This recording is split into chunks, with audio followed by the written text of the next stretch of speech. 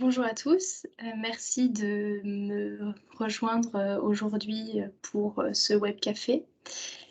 Alors, je vais juste enlever la transcription, voilà. Alors, on se retrouve aujourd'hui pour un nouveau web café, concernant la loi santé au travail et les nouvelles obligations, induites par cette loi pour l'employeur. On va déborder un peu et ne pas parler uniquement de la loi santé au travail en tant que telle, mais plutôt de tous enfin voilà, toutes les nouvelles évolutions, relatives à la santé au travail.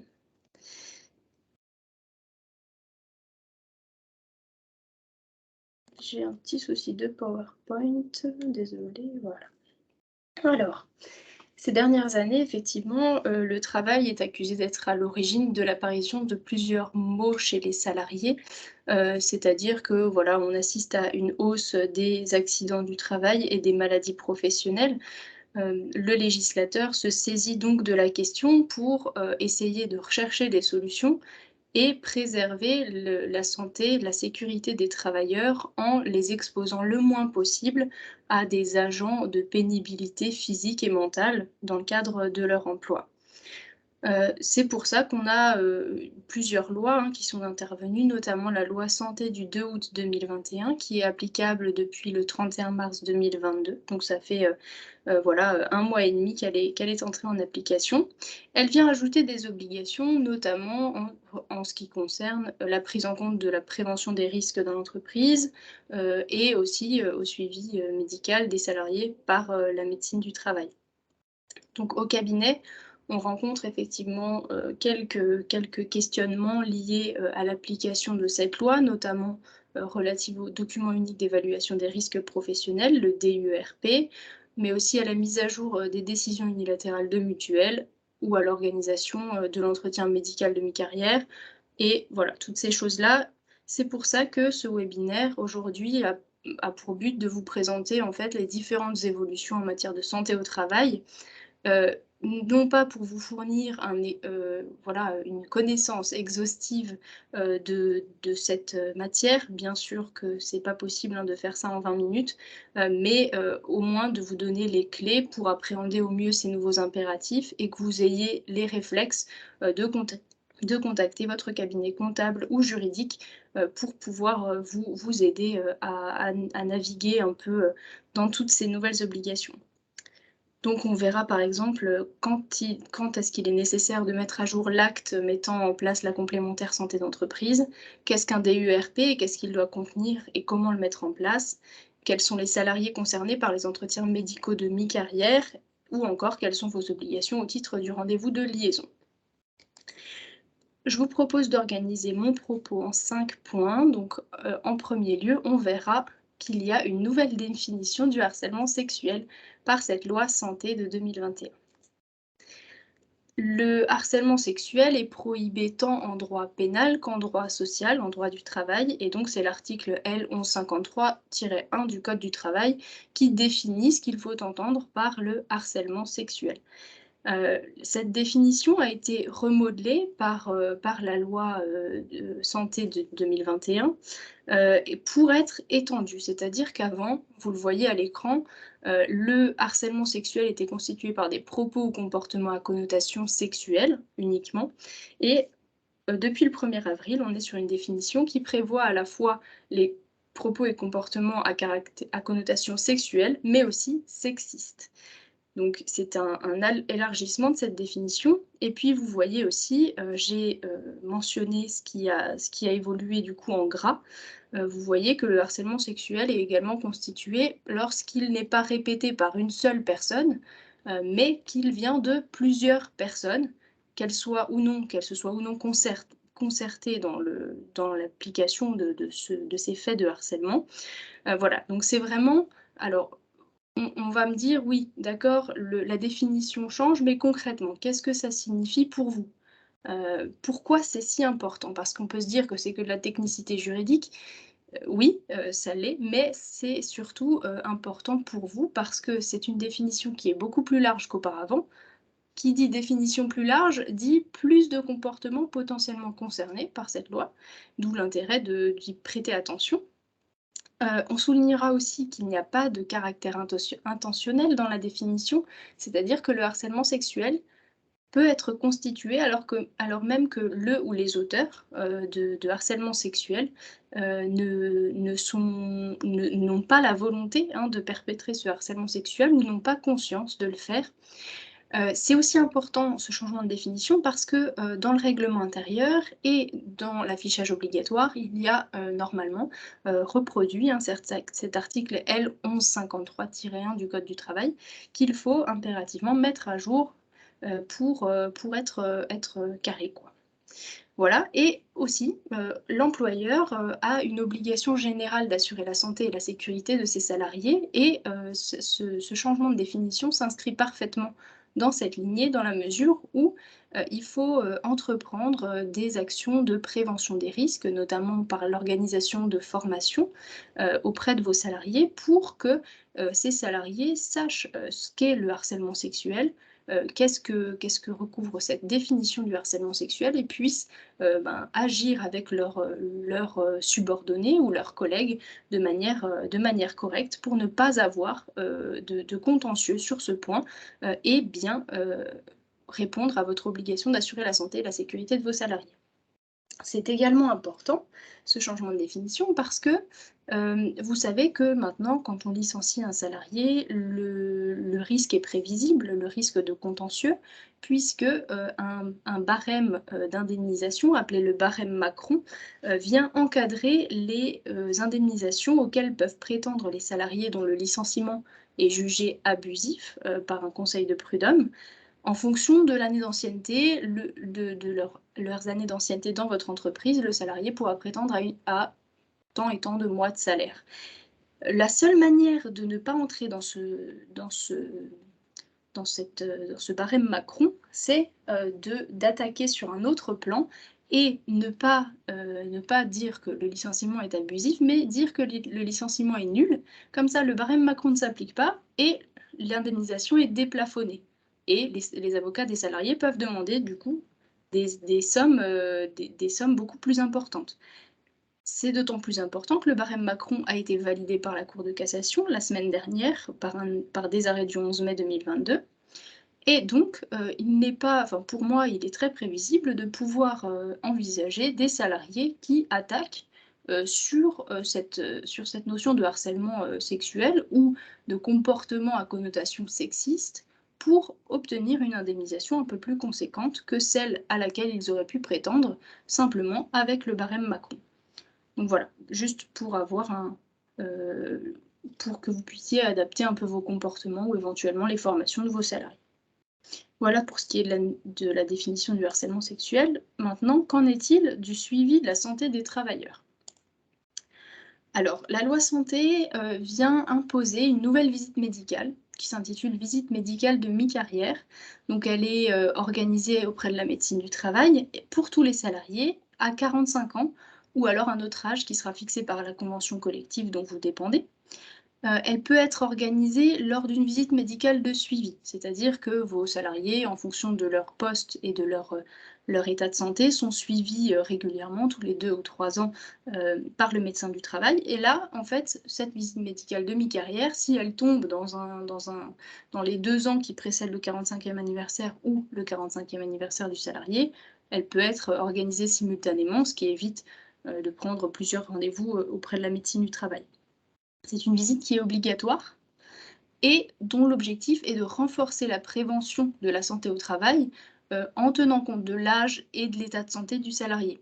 Donc en fait, concrètement, après cette visite médicale, le médecin du travail pourra préconiser des aménagements de poste ou des aménagements de durée du travail, par exemple, auxquels l'employeur sera tenu de se conformer. Ensuite, le rendez-vous de liaison a aussi été instauré par la loi santé. Il s'agit d'une rencontre entre l'employeur et son salarié et le texte nous dit que, cette rencontre associe le service de prévention et de santé au travail. Alors le service de prévention et de santé au travail, c'est le nouveau nom, de la médecine du travail. Et vous avez donc, une rencontre. La rencontre doit avoir lieu bien entre le salarié et l'employeur, mais en cas de difficulté, le médecin du travail peut intervenir ou alors il doit pas être présent physiquement, au rendez-vous, mais il peut, superviser et intervenir, et voir le salarié, et l'employeur, individuellement. Ce rendez-vous de liaison doit, alors se passe pendant la suspension du contrat de travail pour maladie qui dure au moins 30 jours. Avant 30 jours, on va considérer que c'est trop court pour organiser ce rendez-vous de liaison et c'est une possibilité mais non une obligation. Par contre, là où se situe l'obligation de l'employeur, sur ce point et il est tenu d'informer le salarié qu'il peut solliciter l'organisation du rendez-vous de liaison. On pourrait très bien imaginer que, une fois que le salarié a été en arrêt pendant 30 jours, vous ayez une petite alerte chez vous pour, lui, rappeler que l'organisation du rendez-vous de liaison est possible et à ce moment-là, il faudrait idéalement le faire par lettre recommandée avec accusé de réception pour se conserver un moyen de preuve. L'objectif de ce rendez-vous de liaison, et d'informer le salarié qu'il peut bénéficier d'actions de prévention de la désinsertion professionnelle. Donc en fait, c'est de lui, montrer le panel des solutions qui s'offrent à lui lorsqu'il a un arrêt, qui est, de plus ou moins longue durée, en mettant en avant par exemple la visite de pré-reprise auprès du médecin du travail et aussi, les mesures d'aménagement du poste et du temps de travail. Voilà pour ce qui est du rendez-vous de liaison. Maintenant, la visite de reprise. Alors la visite de reprise, c'est celle qui est organisée dans un délai de 8 jours qui suit la reprise du poste du salarié. Avant, elle était applicable à tous les arrêts maladie simples de 30 jours ou plus. Maintenant, elle n'est obligatoire qu'à partir de 60 jours, c'est-à-dire que, on gagne un peu de latitude, à cet égard-là. Par contre, en ce qui concerne les accidents du travail et la maladie professionnelle, on est toujours à partir de 30 jours d'arrêt. Voilà pour ce qui est du suivi de la santé des travailleurs. Maintenant, on va se concentrer sur le renforcement de la prévention des risques au travail. Alors, le renforcement de la prévention des risques au travail passe par, le renforcement du document unique d'évaluation des risques professionnels, qu'on appelle aussi plus communément le DUERP. Le DUERP, c'est un document, déjà obligatoire, hein, avant même le 1er avril 2022, qui liste l'ensemble des risques auxquels sont exposés les salariés dans le cadre de leurs fonctions et qui liste aussi, et qui associe à ces risques la prévention qui y correspond. C'est-à-dire que, ben, voilà, les risques concrètement, par exemple dans un bureau, ce serait, bah, la posture de travail, l'écran, la luminosité, la souris, le clavier. Est-ce que tout est ergonomique? Ou est-ce que, ça fait, risquer quelque chose pour le canal carpien, pour, les genoux? Sur un chantier en BTP, ce serait quels outils sont utilisés? Dans une cuisine d'un restaurant, ce serait, quels couteaux sont utilisés? Quels sont les risques de coupure? Quels sont les risques de brûlure? Et cetera et la prévention qui est associée. Exemple, investissement dans des machines sécurisées, voilà, adaptation du clavier avec un boudin devant le clavier pour les mains. Voilà, ce genre de choses. Donc ce document-là, il devait déjà être établi. Maintenant, il n'est plus de la responsabilité unique en fait de l'employeur qui peut s'associer avec les services de prévention et de santé au travail, donc la médecine du travail, et avec les membres du CSE pour co-construire ce document qui prend concrètement la forme d'un tableau Excel par exemple. Maintenant, le DUERP doit être conservé pendant 40 ans par l'employeur, de façon à ce que les anciens salariés puissent en fait, y avoir encore accès. Voilà. C'est une obligation qui est à géométrie variable en fonction de la taille de l'entreprise, donc du nombre de salariés. Pour les entreprises de plus de 11 salariés, la mise à jour, du DUERP est obligatoire chaque année. En revanche, dans les entreprises de moins de 11 salariés, la mise à jour n'est nécessitée que lorsqu'un nouveau risque apparaît. Donc par exemple lors d'une création de poste ou alors un nouvel aménagement des locaux, quelque chose comme ça. Quand on parle de nouveaux risques, c'était le cas aussi de l'épidémie de Covid. On avait un nouveau risque qu'il fallait gérer et pour lesquels il fallait prévoir des mesures de précaution du type plexiglas, gel hydroalcoolique, masque, etc. Dans les entreprises de moins de 50 salariés, il faut mettre en place un plan d'action annuel de prévention des risques et de protection des salariés. Donc là, concrètement, ça va être, à quoi, à quoi s'engage l'employeur pour, essayer de prévenir au maximum les risques et protéger au maximum ses salariés contre les risques qui sont identifiés et qui ne peuvent pas être évités dans le cadre de l'activité. Chez les plus de 50 salariés, là, l'obligation est un peu plus conséquente encore, puisque on a un programme annuel de prévention des risques professionnels et d'amélioration des conditions de travail qui doit être mis en place. Le programme annuel, concrètement, il faudra prévoir un calendrier de mise en œuvre et des dispositions vraiment très concrètes. Donc voilà, ça c'est vraiment très important parce qu'au niveau des risques, si vous avez, la survenance d'un accident du travail, dans votre entreprise et que c'était un risque que vous n'aviez pas mis dans votre document unique ou alors, vous n'avez pas du tout de document unique, mais à ce moment-là, vous risquez, d'être attaqué en faute inexcusable par l'un de vos salariés, par le salarié qui a été, victime de cet accident du travail et à ce moment-là, ça veut dire, l'octroi de dommages et intérêts devant le tribunal judiciaire si voilà, le cas échéant. Donc voilà, d'où l'intérêt de vraiment être, assez carré sur ce point-là également.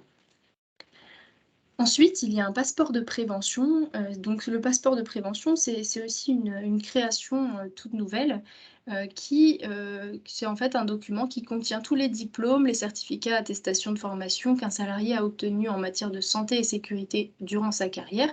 Donc effectivement, c'est pour favoriser, les actions de formation des salariés pour qu'ils participent eux-mêmes à leur propre sécurité et à leur propre minimisation des risques professionnels les concernant. Il peut s'agir par exemple d'une formation incendie pour les personnes qui, sont amenées à travailler dans des endroits, potentiellement inflammables ou, ça peut être également une formation, des gestes et postures, pour les personnes qui sont amenées à faire de la manutention. Voilà, le but est vraiment de former le salarié pour qu'il puisse, appréhender son environnement de travail dans les meilleures conditions, avec les meilleurs outils et de ce fait, minimiser les risques d'accidents du travail et de maladies professionnelles pour votre société, et donc de minimiser les risques financiers, hein, pour votre société également. Donc c'est un passeport qui va être obligatoire à partir du 1er octobre 2022. On devrait avoir encore, d'ici là, certaines informations, qui pourraient, nous être utiles, hein, pour mettre en place ce passeport de prévention, donc affaire à suivre. Voilà, j'ai fini avec le renforcement de la prévention des risques au travail, et je continue avec la formation des élus du personnel. Alors, à l'heure actuelle, les élus du CSE bénéficient, et de la CSSCT bénéficient de 3 jours de formation, jusqu'au 1er avril 2022. Maintenant, ils bénéficient de 5 jours au minimum de formation lors de la prise du mandat et si jamais ils sont reconduits, par un autre mandat, à ce moment-là, ils bénéficieront de 3 jours. Quant aux membres de la commission santé, sécurité et conditions de travail, ils bénéficient de 5 jours au minimum de formation lors de la prise du mandat, sans renouvellement de la formation lors de la reconduction du mandat. Ces formations sont prises en charge par l'employeur, à 100 et c'est vraiment important, si vous avez des élus du personnel, de les intégrer à cette prévention des risques puisqu'il s'agit quand même, des personnes qui sont sur le terrain et qui sont le plus à même de voir les risques, de les identifier et de proposer aussi des solutions, pour les minimiser. Donc vraiment, le dialogue doit être, encouragé, hein, sur ce point-là. Voilà et pour finir, je vais m'attarder sur les évolutions au titre de la mutuelle qui sont effectivement pas, qui ne découlent pas de la loi santé au travail, qui découle, d'une instruction interministérielle du 17 juin 2021, hem, donc dont je vous ai mis, les références là à l'écran. Donc en fait, les règles relatives à la mutuelle et à la complémentaire santé, sont évolue au fil du temps, hein. La mutuelle est obligatoire en entreprise, depuis 2016, mais on a eu beaucoup d'évolutions à ce titre-là, toujours dans le but de garantir le caractère collectif du régime. En fait, l'objectif est de garantir à tous les salariés, l'existence d'une complémentaire santé et pour ça, l'URSSAF fait des contrôles régulièrement pour éviter que l'acte qui met en place la complémentaire santé ne prévoit trop de clauses d'exclusion ou, ne fasse plus bénéficier certains salariés, de la mutuelle, en contrevenant à ce caractère collectif du régime. Donc on a eu 2 évolutions dans cette, instruction interministérielle. Il faut maintenant prévoir dans votre acte fondateur, donc que ce soit une décision unilatérale ou un accord d'entreprise, il faut prévoir, les catégories objectives de salariés auxquelles elle s'applique, c'est-à-dire les cadres, les non-cadres, voilà. Aussi, il faut prévoir que la contribution de l'employeur est maintenue pendant toute la période de suspension du contrat de travail qui est indemnisée, directement par l'employeur, notamment l'activité partielle. Si si vous avez un acte qui ne prévoit pas ça, à partir du 1er juillet 2022, donc on a encore 1 mois et demi pour s'y conformer, mais à ce moment-là, on pourrait avoir, un risque de redressement URSSAF des cotisations de mutuelle. Alors, comment, mettre à jour votre document qui a mis en place la mutuelle? C'est vraiment variable. Ça dépendra de quand date votre, dernier document et de comment il est rédigé. Donc pour ce point-là précis, il y a pas une solution en fait, hein. C'est vraiment, au cas par cas. Donc je vous invite à vous adresser à votre cabinet comptable ou votre cabinet juridique pour qu'un audit puisse être fait sur ce point et que les évolutions, enfin qu'un avenant ou alors carrément une dénonciation et une nouvelle décision unilatérale ou une renégociation de l'accord d'entreprise puisse vous être conseillée utilement. Voilà. Donc voilà, j'ai un peu dépassé, le temps qui m'était imparti, mais on a encore, 7 minutes à peu près pour des questions-réponses, via le chat. Donc je ne sais pas si vous avez déjà mis des questions? Non? Alors, voilà, je vous invite à noter votre question, dans le chat si jamais vous en avez. Si jamais elles vous viennent, un peu plus tard, je vous mets, vous avez à l'écran l'adresse, mail, social@cejal-avocat.com voilà, qui est une adresse mail commune au pôle droit social à la Cejal et on pourra répondre à vos interrogations. N'hésitez pas à nous envoyer un mail. N'hésitez pas non plus à compléter le questionnaire de satisfaction que Mickaël a envoyé, sur le chat, pour nous permettre, de nous améliorer, d'améliorer le contenu, le format du webcafé, voilà et à nous laisser, vos avis, à ce sujet-là. Ça nous fait toujours plaisir de voir ce que vous en pensez. Et puis voilà, merci, de votre écoute, et de votre participation et puis, ben, s'il y a pas de questions, à ce moment-là, je vais vous laisser. N'hésitez pas à nous recontacter. Merci beaucoup.